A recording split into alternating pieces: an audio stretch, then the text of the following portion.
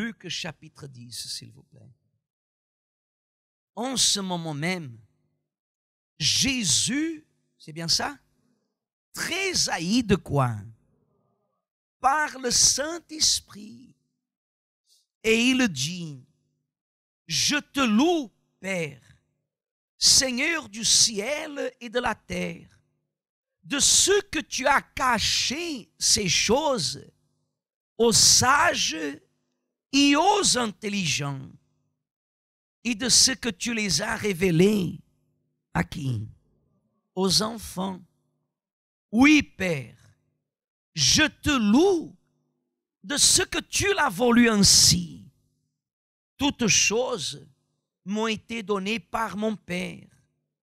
Et personne ne connaît qui est le Fils, si ce n'est le Père, ni qui est le Père, si ce n'est le Fils.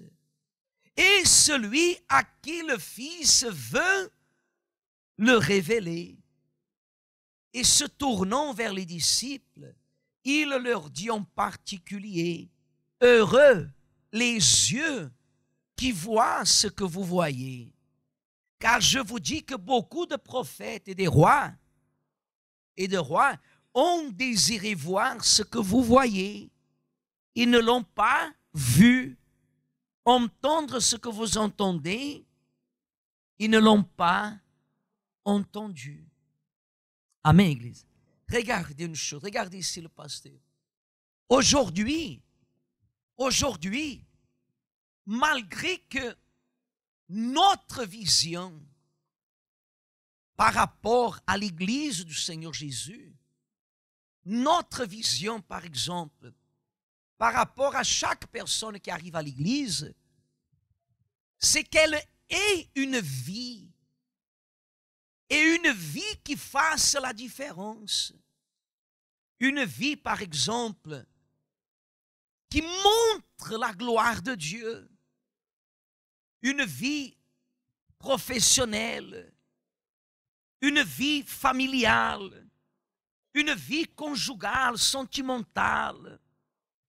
Nous avons l'envie que le peuple de Dieu est le meilleur. Mais rien de cela est valable si la personne, elle n'investit pas dans sa vie spirituelle. Par exemple, des fois vous passez devant une belle maison et vous dites comme ça, tiens, quelle belle maison. Mais je vais vous poser une question. Est-ce que dans une belle maison, vous pouvez voir les fondations? Non. Non. Vous ne voyez pas les fondations. Vous ne voyez pas les fondations d'une belle maison.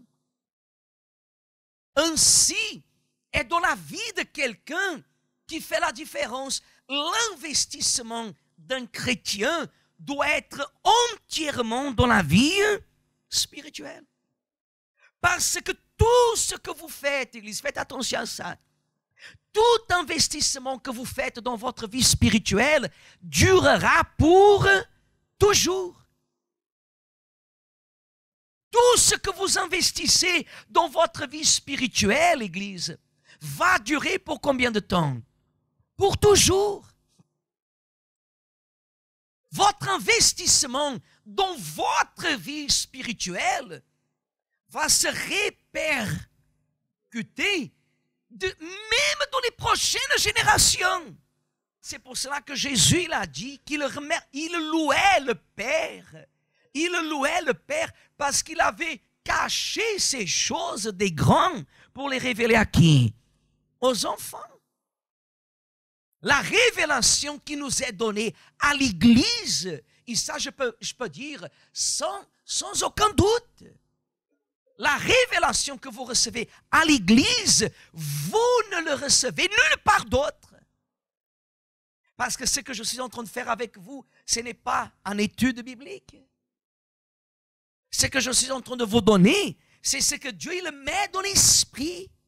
La révélation que vous recevez à l'Église, et moi je parle ici parce que c'est ici que je suis né spirituellement, La révélation que vous recevez n'est pas basée sur la lettre, mais elle nous est accordée par l'Esprit. Qu'est-ce qu'on a lu dimanche? La lettre tue, mais l'Esprit, qu'est-ce qu'il fait? Il vivifie. Vous êtes ici ce soir et vous remarquez facilement la différence d'une personne de l'Église et d'une personne de Dieu. Vous savez très bien qu'à l'Église, il y a des hommes d'Église, il y a des femmes d'Église, et il y a des hommes de Dieu et des femmes de Dieu. Vous savez très bien qu'il y a des personnes à l'Église qui n'ont pas de témoignage. Cependant, elles restent toujours à l'Église. Mais il y a d'autres qui ont un témoignage.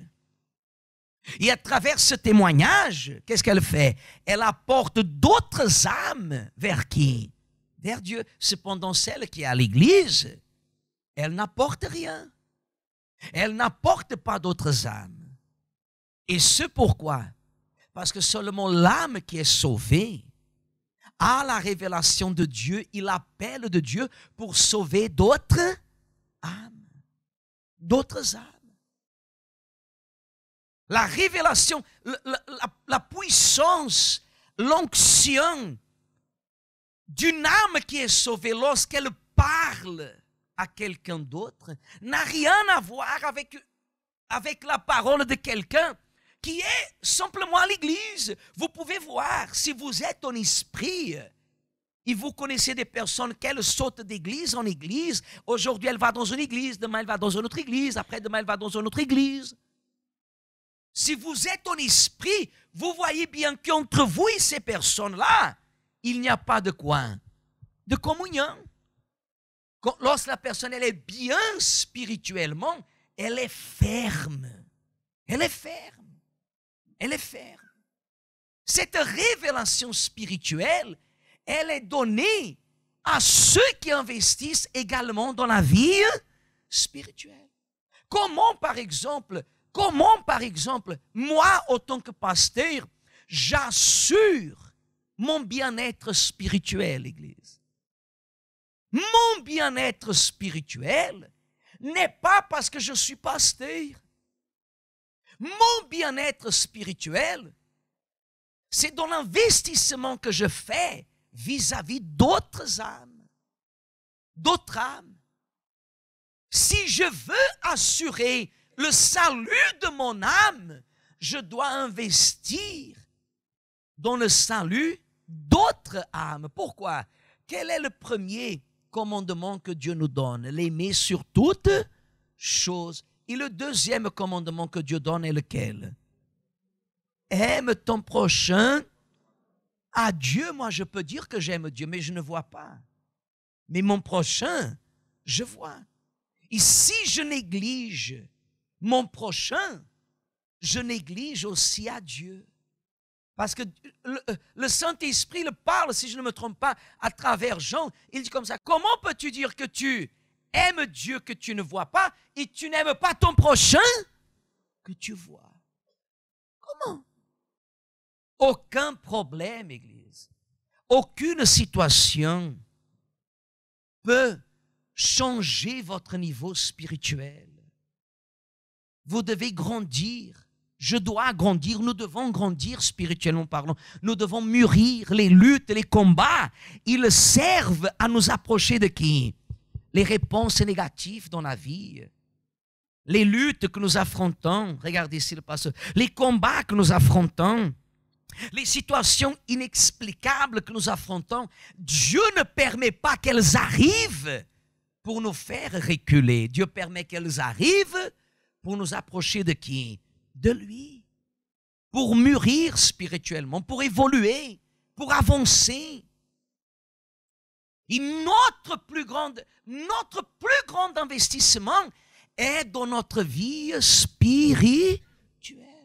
Si votre investissement n'est pas spirituel, il est physique, matériel, ce qui dure aujourd'hui, demain, ça peut. Vous investissez aujourd'hui pour votre vie spirituelle, pour votre vie sentimentale. Aujourd'hui, vous êtes célibataire.